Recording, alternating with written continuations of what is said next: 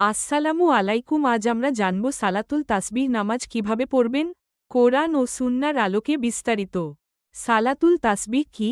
সালাতুল তাসবিহ হল একটি নফল নামাজ, যেখানে বেশি পরিমাণে তাসবিহ পাঠ করা হয়। এটি 4 রাকাতের নামাজ।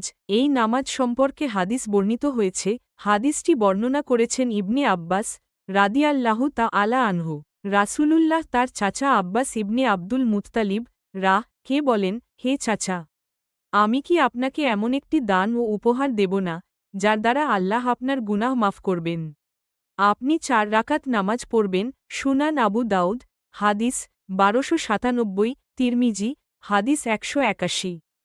কিছু মুহাদ্দিস এই হাদিসকে হাসান বলেছেন, আবার কেউ কেউ দুর্বল বলেছেন। তাই অনেক আলেম এটি পড়াকে জায়েজ ও মুস্তাহাব বলেছেন, আবার কেউ নিয়মিত না পড়ার পরামর্শ দিয়েছেন। সালাতুল তাসবিহ পড়ার নিয়ম। ধাপে ধাপে মনে মনে নিয়ত করবেন, আমি 4 রাকাত সালাতুল তাসবিহ নফল নামাজ আল্লাহর সন্তুষ্টির জন্য আদায় করছি। প্রতি রাকাতে তাসবিহ পড়ার নিয়ম। পড়বেন এই তাসবিহটি। উচ্চারণ: সুবহানাল্লাহি ওয়ালহামদুলিল্লাহি ওয়াল্লা ইলাহা ইল্লাল্লাহু ওয়াল্লাহু আকবার। প্রতি রাকাতে মোট 75 বার, 4 রাকাতে মোট 300 বার।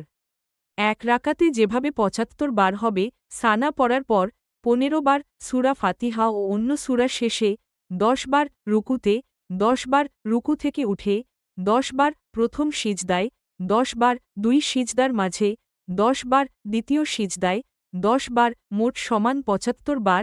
এইভাবে 4 রাকাতে 300 বার। কখন পড়বেন? দিনে বা রাতে যে কোনো সময়, মাকরুহ সময় ছাড়া। অনেকে জুমার দিন বা বিশেষ রাতে পড়েন। হাদিসে এসেছে, প্রতিদিন, না পারলে সপ্তাহে একবার, না পারলে মাসে একবার, না পারলে বছরে একবার, না পারলে জীবনে অন্তত একবার। কোরআনের আলোকে, যদিও সরাসরি সালাতুল তাসবিহ নামে কোরআনে উল্লেখ নেই, তবে আল্লাহ বলেন, তোমরা আল্লাহকে অধিক পরিমাণে স্মরণ কর। আল কুরআন, সূরা আল আহজাব 33-41। এই নামাজে অধিক তাসবিহ পড়া হয়, যা এই আয়াতের নির্দেশনার অন্তর্ভুক্ত। গুরুত্বপূর্ণ নোট: এটি ফরজ বা সুন্নাতে মুয়াক্কাদা নয়, নফল ইবাদত হিসেবে পড়া যায়।